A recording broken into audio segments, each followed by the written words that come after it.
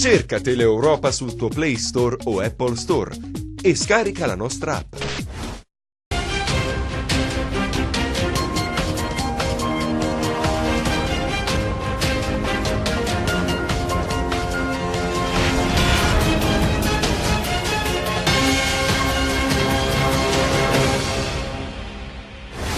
L'ex fidanzato della donna uccisa ieri sera a Davoli insieme al suo nuovo compagno all'interno di una tabaccheria è stato rintracciato e portato in caserma dai carabinieri. Chiarito il giallo della morte di una donna a Scalea precipitata giù dal balcone, i carabinieri hanno fermato il compagno di lei. Muore un bimbo a Bovalino, è caduto dal trattore guidato dal padre. Il Cosenza vince a Venezia e si tira fuori dalla zona playoff. Il Crotone sconfitta a Benevento in Serie C. Vola il Catanzaro, frena il Rende. La Regina si aggiudica il derby. Qual è l'aggettivo che meglio descrive il Natale 2018? Lo abbiamo chiesto ai nostri telespettatori attraverso la nostra pagina Facebook.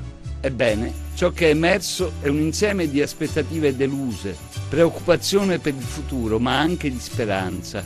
E così il Natale inutile, insipido, sordo, nuovo, anonimo, nullo, ripido, sereno, salvinoso, pensierino, enigmatico, antistorico, caldo, strano, passeggero, invecchiato, abominevole, inevitabile, senz'anima, nostalgico, evolutivo, buono, falso, opaco, bambinesco, brutto, meraviglioso, tradizionale, isterico, carissimo, avvertito, falso, apodittico, macronico, trepidante, immaginario, silente, vuoto, morto, fantasmagorico, preoccupato, stiracchiato, estroverso, malinconico, speranzoso, povero, melenso, medievale, indifferente, pensieroso, disarmante, luminoso, egoista, barbaro, lacerato, gattopardesco, solito, abitudinario, desolato, spaventoso, miracoloso, gioioso, ipocrita, solidale, nero, triste, illuminato, insensato, incapace, abortito, solidale, innovativo, contraddittorio, giulivo, magico, austero, mistificato, marasmatico, kafkiano, scintillante, anonimo, frenetico, unico, nostalgico, polemico, innocente, precario, social, illudente, seccante, altalenante, insulso, sudicio, grandioso, invisibile, discolo, opportunista, coccoloso, trafficato, mortificante, energetico, ambiguo, manipolato, disorientante, buono, faticoso, bugiardo, orribile, frenetico, santo, silenzioso, apparente, miracoloso, attivo, surreale, distratto, evanescente, emarginato, insicuro, retorico, contraddittorio, consumistico e, comunque la pensiate, buon Natale a tutti voi.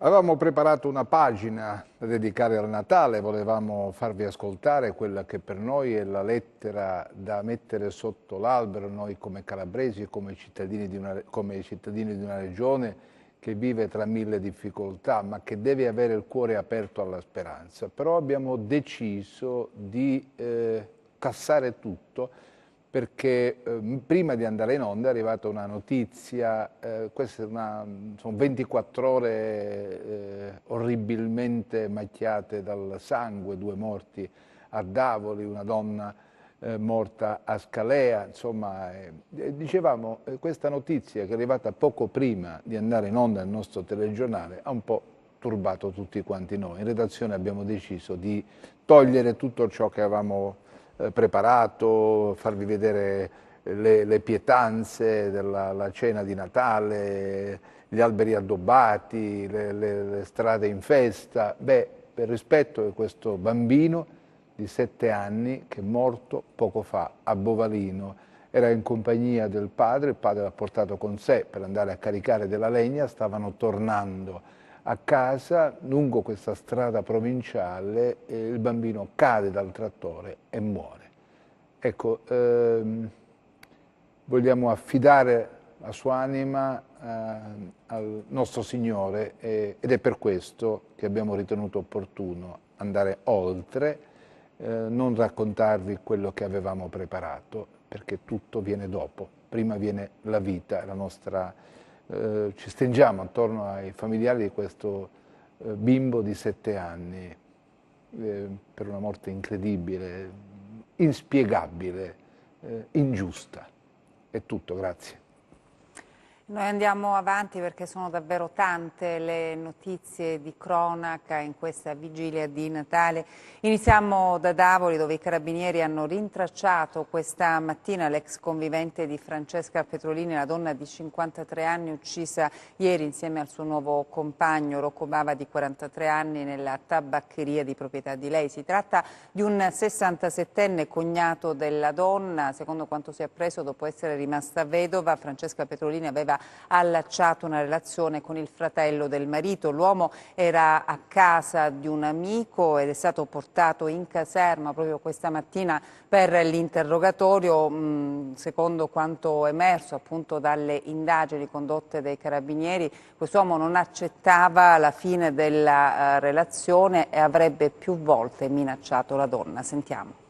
Erano in questa tabaccheria a Davoli Superiore Francesca Petrolini, 53 anni, proprietaria dell'esercizio commerciale, e il suo compagno Rocco Bava, di 43 anni. Avevano intrecciato una relazione sentimentale da poco tempo, circa 2 mesi, una relazione che forse qualcuno non accettava.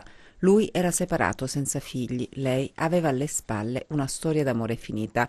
A 2 giorni dal Natale un killer è entrato nella tabaccheria armato di un fucile e di una pistola calibro 7,65. Ha sparato prima contro la donna, raggiunta da 2 colpi al torace e uno alla testa.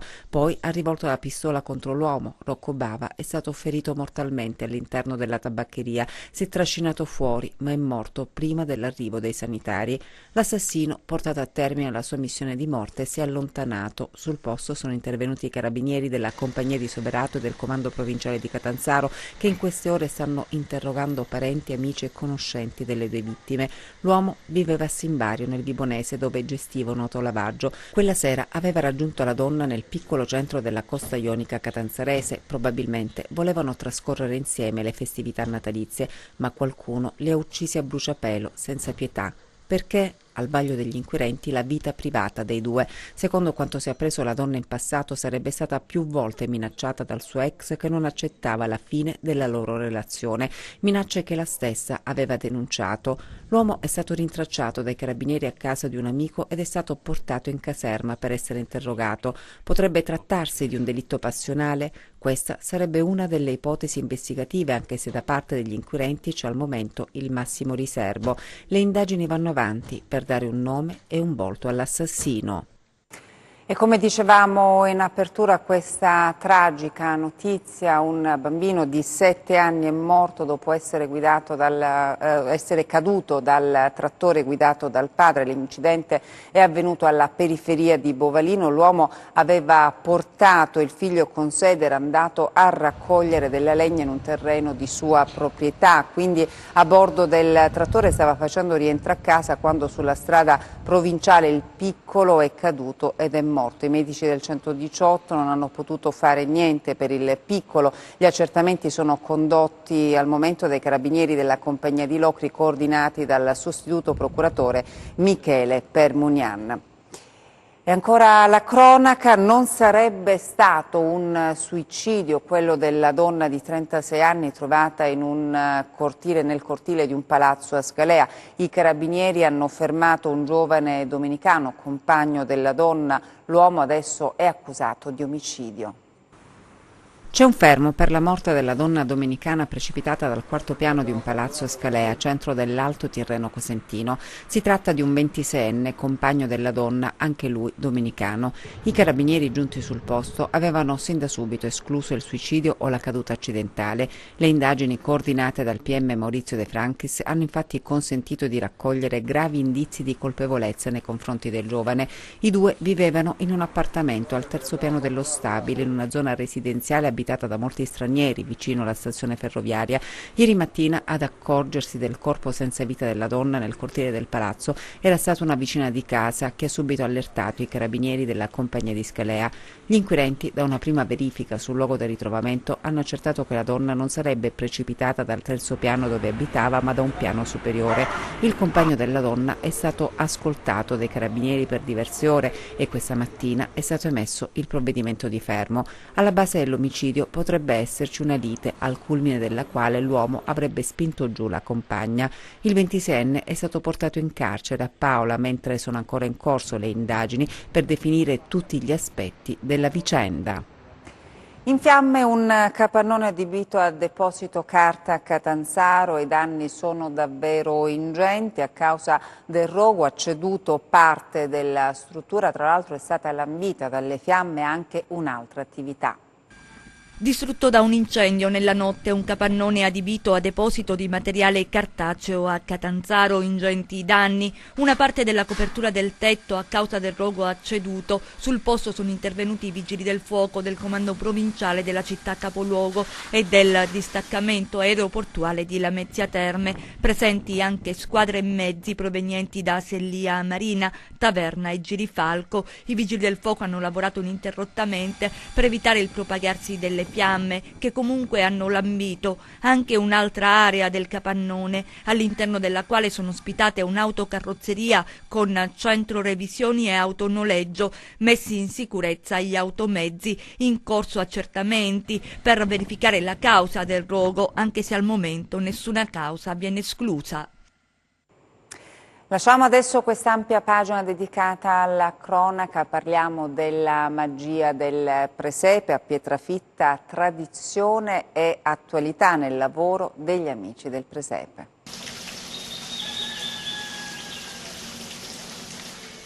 Un presepe non è mai solo un presepe, bisogna guardarlo con la lentezza perduta, fermarsi, ammirarne bellezza, prospettiva, profondità. A Pietrafitta, nel convento di Sant'Antonio, gli amici del presepe hanno voluto raccontare della terra che da amica diventa nemica sotto la pioggia incessante, delle frane che travolgono case e persone, di quel dissesto idrogeologico che è emergenza calabrese e italiana. L'attualità che irrompe nel paesaggio, cambiandone i colori, i pastori immersi nel fango, le abitazioni quasi in pericolo. Al centro resta la grotta, il cuore del mondo, la famiglia di Nazareth, il bimbo che nasce, la vita che si rigenera, la speranza. A colpire sono i particolari, bisogna regalarsi del tempo per comprendere la cura nell'allestimento di questo presepe che è tradizionale ma nuovo, diverso eppure fedele nel tempo.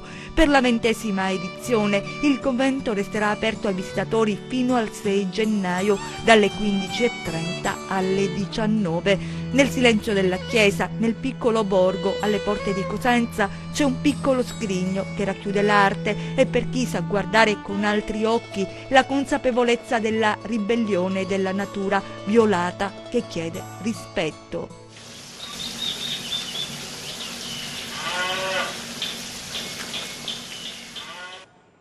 E sequestro anche di merce pericolosa in questo periodo di festa, oltre 1 milione di articoli tra addobbi e giocattoli natalizi privi dei contenuti informativi minimi sono stati appunto sequestrati nell'ambito di una serie di controlli dalla Guardia di Finanza di Cosenza, che ha denunciato 4 persone titolari di altrettanti esercizi di rivendita. Le attività sottoposte a controllo, ubicate tra Cosenza città e la periferia, si erano rifornite di ingenti quantitativi di articoli a tema non conformi alle disposizioni normative vigenti e che avrebbero esposto i clienti a notevoli rischi. Siamo adesso allo sport, parliamo di calcio, il Cosenza vince a Venezia mentre il Crotone sconfitto a Benevento. Sarà un Natale più sereno per il Cosenza, con 3 punti in più e ulteriori certezze sul proprio valore, sicuramente superiore a quello fotografato da una classifica figlia di incidenti di percorso e troppi episodi sfortunati. A 90 minuti dal termine del girone d'andata per i rossoblù, che riposeranno nel turno di Capodanno, c'è un minimo margine con la zona play-out e una gara da sfruttare per difenderlo e incrementarlo. A Venezia, l'11 di Braglia ha tamponato l'avvio brillante dei padroni di casa, sciorinato il solito bel calcio, creato situazioni e occasioni e mostrato quella personalità che il tecnico aveva evidenziato in conferenza stampa prepartita. Solo la sfortuna ha impedito ai lupi di concretizzare il predominio assoluto che ha caratterizzato il primo tempo al Penso. La conclusione di Mirko Bruccini, ad esempio, finita sulla traversa, avrebbe meritato miglior sorte. E dopo il tentativo di Gennaro Tutino in sintonia con Garitano, sfidato di poco al lato, il Cosenza ha chiuso la frazione con il doppio palo di Riccardo Maniero.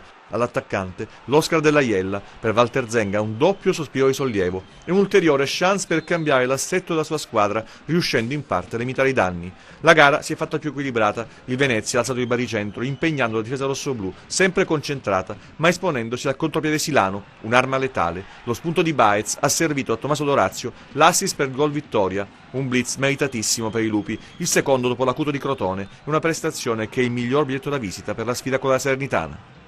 Abbiamo fatto una buona gara, abbiamo fatto secondo me un ottimo primo tempo. Secondo tempo Walter ha cambiato tutto, parlo di Zenga, si sono messi 3-5-2, la partita è diventata anche più difficile per noi perché poi nel frattempo non riuscivamo più a palleggiare come si faceva prima e chiaramente poi il Venezia non è che è un'ultima arrivata di questo campionato, anzi, perciò ci hanno messo anche loro in difficoltà. Siamo stati bravi a ribaltare un'azione, abbiamo trovato il gol con Dorazio, però penso che la partita ce la siamo meritati nel primo tempo e un pochino meno nel secondo, onestamente.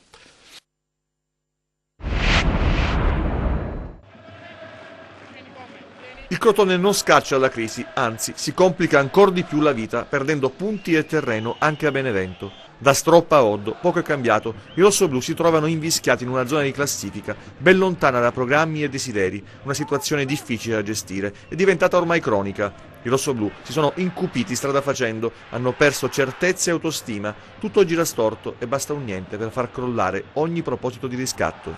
A Benevento la solita gara dei pitagorici, qualche spunto e tante sbavature, quelle che invitano a nozze avversari scaltri come Insigne e Coda, mattatori insieme a buon aiuto del match.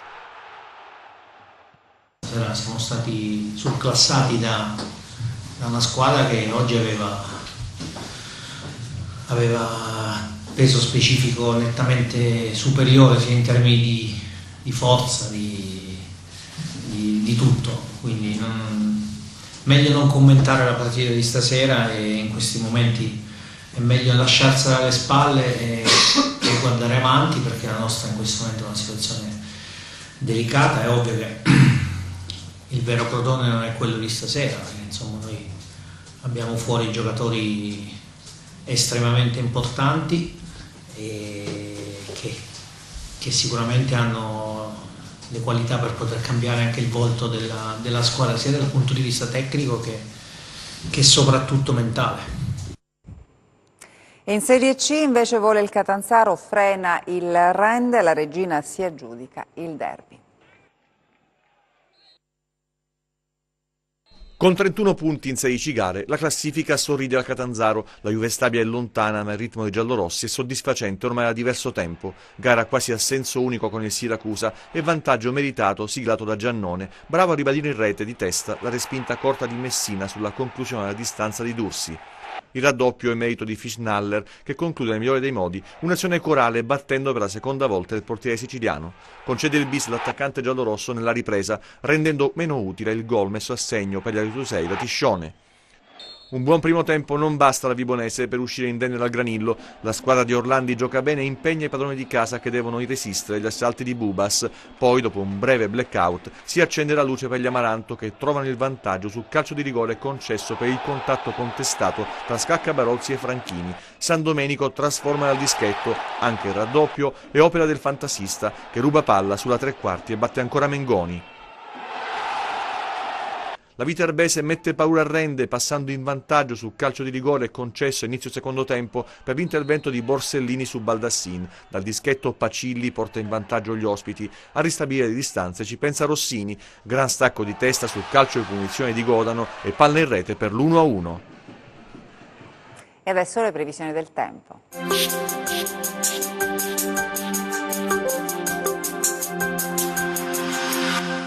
Per l'imminente Natale è previsto un cambio di circolazione sul Mediterraneo centrale.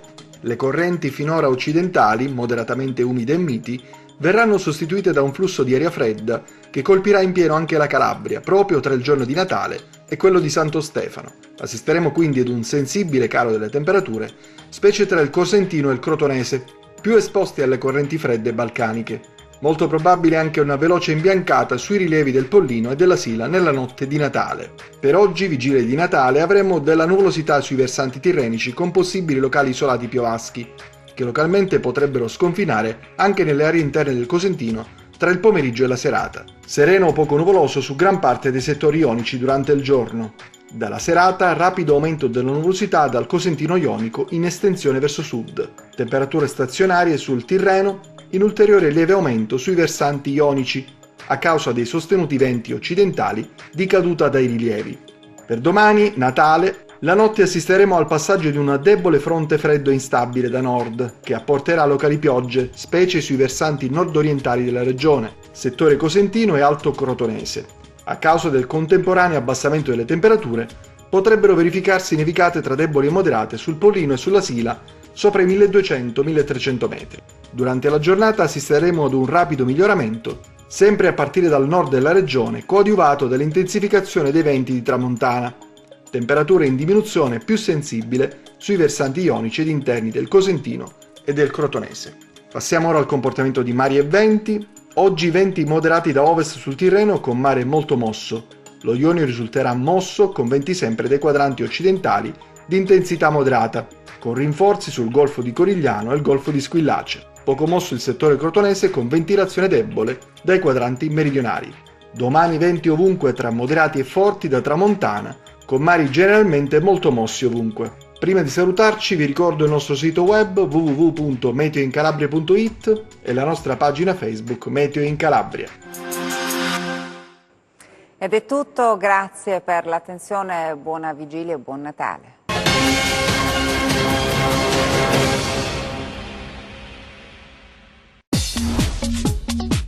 Cerca Teleeuropa sul tuo Play Store o Apple Store e scarica la nostra app.